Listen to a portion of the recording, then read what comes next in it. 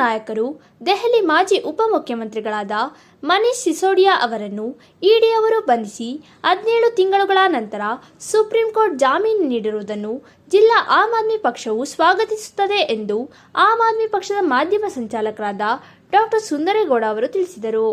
ಭ್ರಷ್ಟಮುಕ್ತ ಭಾರತನ ಕಟ್ಟಬೇಕು ಅಂತ ಹೊರಟಿರುವ ಆಮ್ ಆದ್ಮಿ ಪಾರ್ಟಿನ ಇವತ್ತು ಒಂದು ಭ್ರಷ್ಟಾಚಾರದ ಆಧಾರವಿಲ್ಲದ ಭ್ರಷ್ಟಾಚಾರದ ನೆಲೆಯಲ್ಲಿ ಇವತ್ತು ಅವರನ್ನು ಸೆರೆಮನೆಯಲ್ಲಿ ಇಟ್ಟು 530 ದಿನ ಇವತ್ತು ಕತ್ತಲೆ ಕೋಣೆಯಲ್ಲಿ ಕೂರಿಸಿದ ಒಂದು ದೇಶಕ್ಕೆ ಶಿಕ್ಷಣವನ್ನು ಉನ್ನತ ಮಟ್ಟಕ್ಕೆ ತಗೊಂಡು ಹೋಗಿ ನಿಜವಾಗ್ಲೂ ಪರಿವರ್ತನೆಯ ಮುಖಾಂತರ ಜನಸಾಮಾನ್ಯರಿಗೆ ಉನ್ನತ ಶಿಕ್ಷಣವನ್ನು ನೀಡುವ ಒಂದು ಪ್ರಕ್ರಿಯೆಯಲ್ಲಿ ಯಶಸ್ವಿಯನ್ನು ಸಾಧಿಸಿದ ಆಮ್ ಆದ್ಮಿ ಪಕ್ಷದ ಉಪಮುಖ್ಯಮಂತ್ರಿ ಸಿಸೋಡಿಯಾ ಅವರನ್ನು ಇವತ್ತು ಬಲಿಪಶು ಮಾಡಿ ದೇಶಕ್ಕೆ ಭ್ರಷ್ಟಾಚಾರವನ್ನು ನಿರಾಕರಣೆ ಮಾಡುವಂಥ ಒಂದು ಉದ್ದೇಶವನ್ನಿಟ್ಟು ಇವತ್ತು ಕಾಂಗ್ರೆಸ್ ಇರ್ಬೋದು, BJP ಇರ್ಬೋದು, ಎರಡೂ ಜನನೂ ಕೂಡ ಒಬ್ಬರ ಮುಖಕ್ಕೆ ಒಬ್ಬರು ಸಗಣಿ ಎರಚುತ್ತಾ ನಮ್ಮ ಮೂಲಭೂತವಾಗಿ ಯಾವುದು ಟ್ಯಾಕ್ಸನ ಹಣವನ್ನು ಅವರ ವಿಚಾರಣೆಗೆ ನಾವು ವಿನಿಯೋಗ ಮಾಡ್ತಾ ಇರೋದು ದೇಶದ ನಿಜವಾದ ಪ್ರಗತಿಯ ದುರಂತ ಇದು.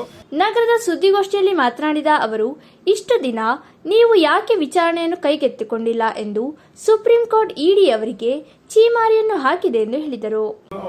ಒಂದು ಸಮಾಜದ ನ್ಯಾಯಕ್ಕಾಗಿ ಹೋರಾಡುವ ಮತ್ತು ಮೂಲಭೂತವಾಗಿ ಸಮಾಜದ ನ್ಯಾಯವನ್ನು ಮೇಲೆ ಕೈಗೆತ್ತಿಕೊಳ್ಬೇಕಾದ್ದು ನ್ಯಾಯಾಲಯದ ಕರ್ತವ್ಯವಾದರೂ ಇವತ್ತು ಮತದಾರರ ಕರ್ತವ್ಯವಾಗಿರುವುದು ಇಲ್ಲಿ ಎದ್ದು ತೋರಿಸ್ತಾ ಇದೆ. ಮತದಾರ ಎಚ್ಚೆತ್ತುಕೊಳ್ಳದಿದ್ದಲ್ಲಿ ಖಂಡಿತವಾಗ್ಲೂ ನಾವು ಭ್ರಷ್ಟಾಚಾರವನ್ನು ನಿವಾರಣೆ ಮಾಡಲಿಕ್ಕೆ ಸಾಧ್ಯ ಇಲ್ಲ. ಇದನ್ನು ಜನ ಅರಿತುಕೊಂಡು ಮುಂದಿನ ದಿನಗಳಲ್ಲಿ ಪ್ರಜೆಗಳೇ ಇದನ್ನು ಪ್ರಶ್ನೆ ಮಾಡಬೇಕು. ಬೀದಿಗೆ ಬಂದು ಜನ ದಂಗೆ ಹೇಳುವ ಮುಖಾಂತರ ಈ ಭ್ರಷ್ಟರನ್ನ ಅಧಿಕಾರದಿಂದ ಕಿತ್ತೊಗಿಬೇಕು ಅಂತ ನಾನು ಆಮ್ ಆದ್ಮಿ ಪರವಾಗಿ ಇವತ್ತು ಒತ್ತಿ ಹೇಳ್ತಾ ಇದ್ದೀನಿ. ಇದೇ ರೀತಿ ಮುಂದುವರೆದರೆ ನಾವು ಖಂಡಿತವಾಗ್ಲೂ ಪ್ರಜಾಪ್ರಭುತ್ವವನ್ನು ಕಾಪಾಡಲಿಕ್ಕೆ ಸಾಧ್ಯ ಆಗೋದಿಲ್ಲ. ಈ ದಿನ ನಮಗೆಲ್ಲ ಆಮ್ ಆದ್ಮಿ ಪಕ್ಷದ ಎಲ್ಲ ಕಾರ್ಯಕರ್ತರಿಗೆ ಮತ್ತು ಇತರರಿಗೆ ತುಂಬ ಸಂತೋಷದ ದಿನ. ನಮ್ಮ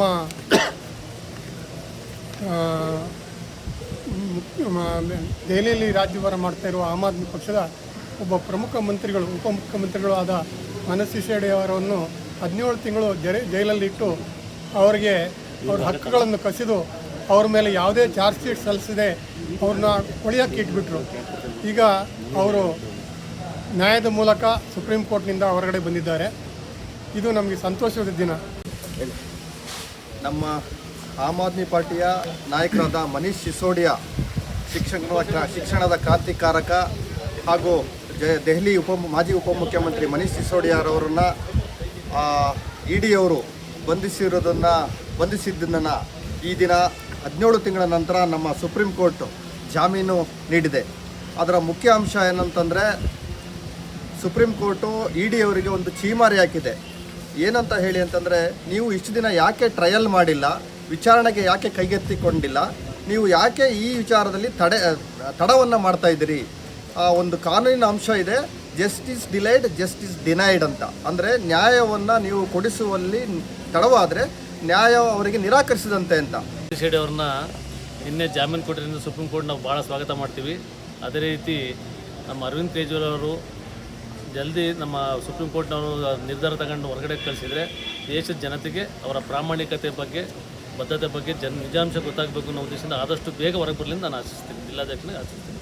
ಆಮ್ ಆದ್ಮಿ ಪಕ್ಷದ ನಾಯಕರು ದೆಹಲಿ ಮಾಜಿ ಉಪಮುಖ್ಯಮಂತ್ರಿಗಳಾದ ಮನೀಶ್ ಸಿಸೋಡಿಯಾ ಅವರನ್ನು ಇಡಿ ಅವರು ಬಂಧಿಸಿ 17 ತಿಂಗಳುಗಳ ನಂತರ ಸುಪ್ರೀಂ ಕೋರ್ಟ್ ಜಾಮೀನು ನೀಡಿರುವುದನ್ನು ಜಿಲ್ಲಾ ಆಮ್ ಆದ್ಮಿ ಪಕ್ಷವು ಸ್ವಾಗತಿಸುತ್ತದೆ ಎಂದು ಆಮ್ ಆದ್ಮಿ ಪಕ್ಷದ ಮಾಧ್ಯಮ ಸಂಚಾಲಕರಾದ ಡಾಕ್ಟರ್ ಸುಂದರೇಗೌಡ ಅವರು ತಿಳಿಸಿದರು.